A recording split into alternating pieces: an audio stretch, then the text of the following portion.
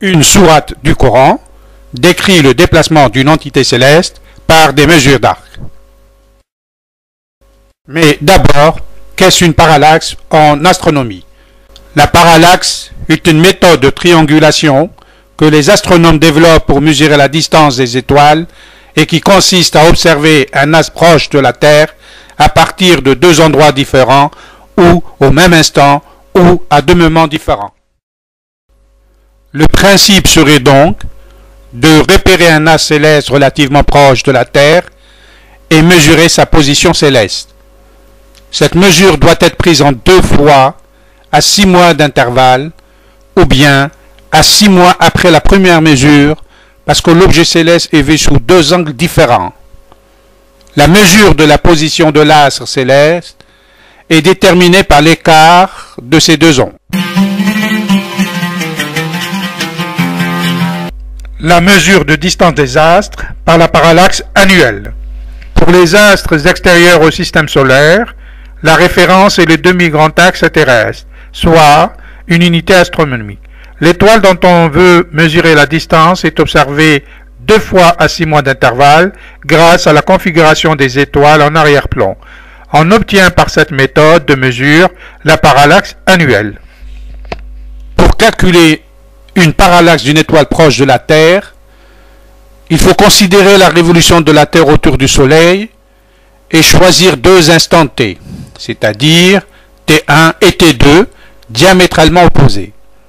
Si l'instant T1 est mesuré à partir d'une saison hivernale, c'est-à-dire au mois de janvier, l'autre instant serait T2 et serait mesuré à partir d'une saison estivale, c'est-à-dire au mois de juillet.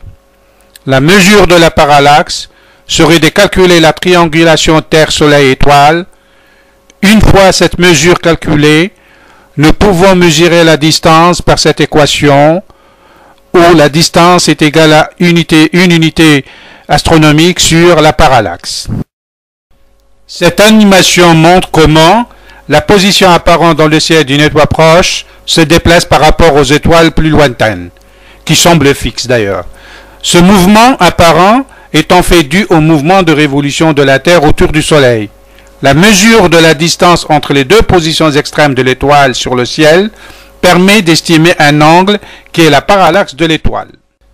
Cette animation montre un observateur suivant des yeux la trajectoire du Soleil par rapport à l'horizon terrestre, les parcours du Soleil du lever au coucher sur des hauteurs d'horizon variantes montrent en fait les solstices d'été et d'hiver. En géométrie spatiale, les angles apparents séparant les astres sont calculés en mesure d'arc. 1 degré donnera 60 minutes d'arc. En convertissant en seconde d'arc, 1 minute d'arc donnera 60 secondes d'arc. Et 1 seconde d'arc donnera 1/60e minute d'arc. Les astronomes calculent les angles sous lesquels se voient quelques-unes d'entre les astres et utilisent le demi-grand axe de l'orbite terrestre pour pouvoir déterminer une mesure plus précise. Un télescope de 114 mm de diamètre est capable de discerner les détails d'un diamètre apparent du second d'arc environ.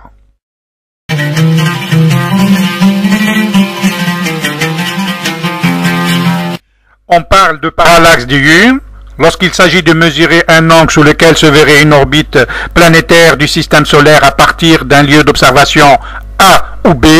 Il faut calculer les angles BTB et ATP depuis une longueur de référence comme le rayon terrestre, et puis en déduire la parallaxe qui permettra d'obtenir la distance TP. Les minutes et secondes d'arc sont utilisées dans l'observation angulaire par des télescopes. Ces dernières permettent d'agrandir les diamètres angulaires. La mesure angulaire de l'objet céleste rapportée à la distance du Soleil s'appelle la parallaxe. Elle est souvent représentée par les initiales alphabétiques de PC, qui voudraient dire parsec. Elle s'exprime en minutes et secondes d'arc. La méthode des parallaxes permet de définir l'unité de distance à laquelle se trouve une étoile à des années-lumière. Rappelons qu'une parallaxe d'une seconde d'arc équivaut en unités astronomiques à 3,26 années-lumière. La méthode de la parallaxe repose sur une détermination précise d'angle et n'est généralement utilisée que pour les étoiles assez proches du Soleil, typiquement des distances de quelques dizaines de parsecs au maximum.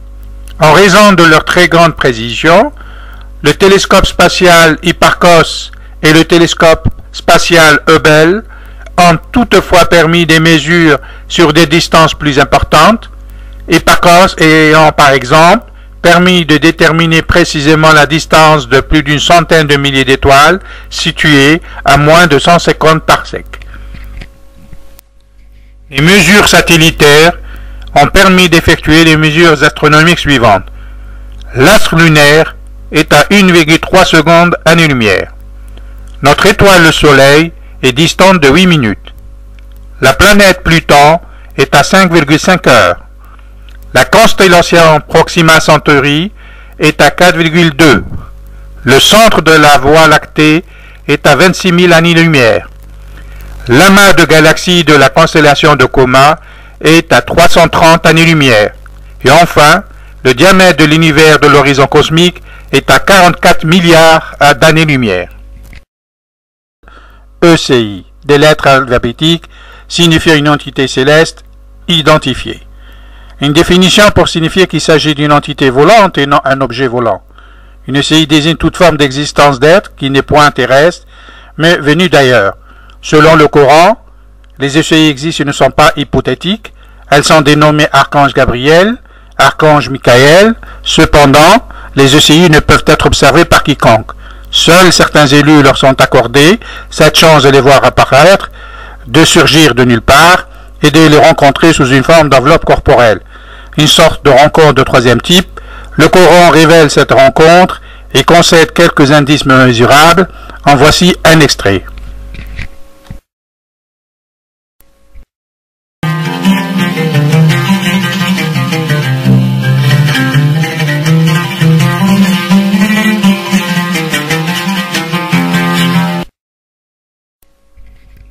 Au nom d'Allah, le tout miséricordieux, le très miséricordieux. Par l'étoile et ses penchants apparents. Votre compagnon n'est point un égaré et n'est guère induit en erreur. Il ne vous parle pas selon ses propres passions. Ce sont des paroles émanant du grand esprit. C'est celui qui est empreint de la superforce qu'il enseigne. Se positionnant stratégiquement dans la voûte céleste, il s'est placé en hauteur de l'horizon. Puis en s'approchant, il marqua une déclinaison. Il fut à la portée de 2 arcs ou peut-être moindre. Et de là il inspira à son serviteur ce qu'il lui a inspiré. Le cœur du serviteur n'a pas menti de ce qu'il a vu. Lui constatez-vous donc ce qu'il a vu? Il a pourtant vu lors d'une autre descente à l'horizon du lotus de la finitude, là où se trouve le jardin de Ma'wa. Or le lotus couvre ce qu'il recouvre. La vue du serviteur n'a nullement dévié ni outrepassé la mesure. Il a bien vu certaines des grandes merveilles de son Seigneur.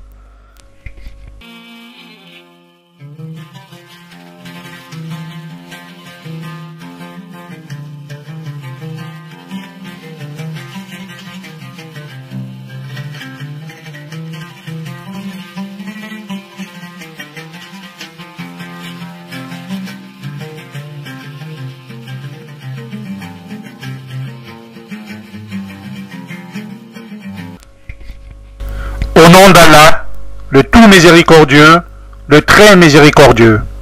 Ce sont des paroles venant d'un noble messager céleste, doué d'une force forte et occupe une place élevée dans le royaume de Dieu. Le messager céleste obéit aux ordres de Dieu et il est digne de confiance. Votre compagnon terrestre n'est point un insensé.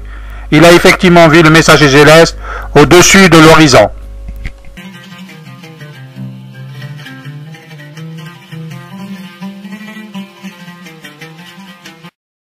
Dans la narration des versets suivants 1 à 12 de la sourate 53 intitulée L'étoile, il y a révélation de la présence d'une entité céleste dans notre univers céleste. Le passage coranique nous fait savoir qu'elle est nantie d'une super force, qu'elle s'est déplacée stratégiquement dans la voûte céleste pour permettre au champ optique de l'œil nu de l'entrevoir. C'est une manifestation exceptionnelle. Elle se positionna sur une hauteur de l'horizon pour poursuivre une déclinaison. Une distance évaluée par l'entité céleste pour se rendre visible et faciliter la transmission du message coranique. Le texte révèle également que le prophète sallallahu alayhi wa sallam a vu l'entité céleste dans son authentique portrait. Elle était distante du messager terrestre à une portée de 2 arcs de la terre d'Arabie.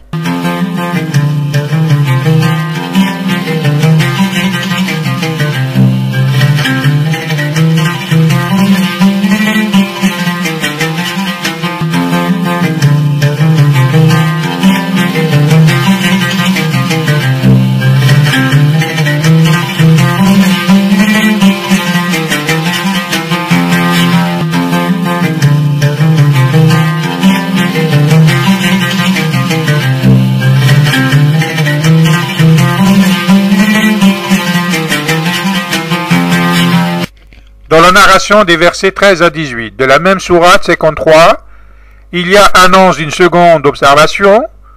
Le messager terrestre a vu l'entité céleste dans son authentique portrait. Il a vu aux confins de cette sphère étoilée. C'était lors de l'ascension du prophète vers les cieux.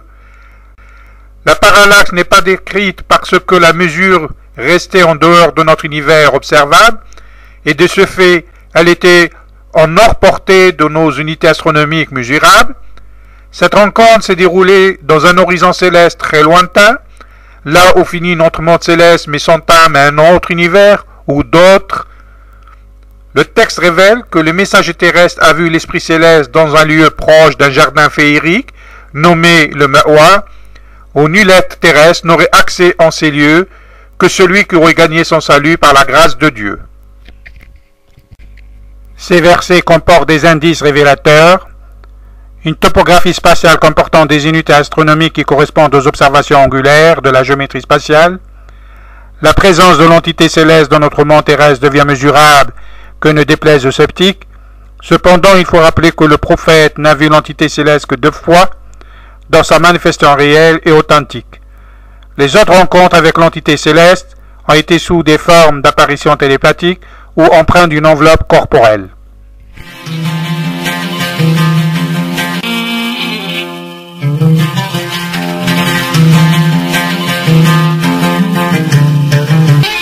En faisant un peu l'historique de cette mesure astronomique, les Occidentaux ont attribué au mot parallaxe un mot paru au XVIe siècle en empruntant le sens grec qui signifie déplacement contigu. En Orient, ce mot pénètre la civilisation arabe grâce à la linguistique coranique.